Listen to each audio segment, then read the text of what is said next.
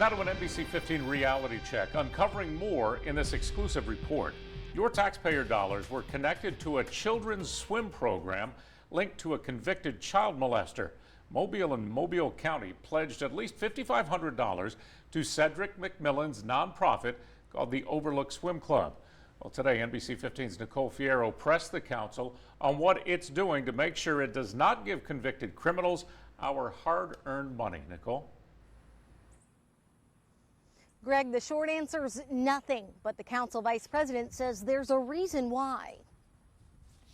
In April, the city council approved $500 to New Birth Community Church to help operate its Overlook Swim Club for the 2019 summer season. Cedric McMillan is the pastor of New Birth. He's also a registered sex offender, convicted of sexual abuse with a 14-year-old girl. In wake of what we learned, taxpayer dollars being approved for a sex offender at a swim club.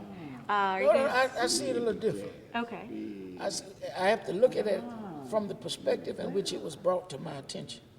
Because it didn't come to me saying, give X amount of dollars to a known sex offender. Councilwoman Gina Gregory told NBC 15 back in May McMillan contacted her directly. The Overlook Swim Club sits in her district. Since the swim club does benefit children in the district, I thought it was an appropriate expenditure. Gregory said there was never a red flag because the funds were for the church and not McMillan. Had we known some of the back issues, I believe my colleague probably never would have offered it, and we never would have supported it. So now does that beg the question, should the process be changed? Are you looking into doing that, maybe a little more into vetting the people who are coming asking for money? I think we have a process that has worked 99.999% of the time. And we've had this one incident. Gregory told us when a sex offender or anyone in the community comes asking for your tax dollars, they send the request to the city's legal and accounting departments for vetting before voting. You could always find somebody who was a member of a board of directors of something that was connected to something nefarious. That's just the way that's going to work, but the process works 99.9% of the time.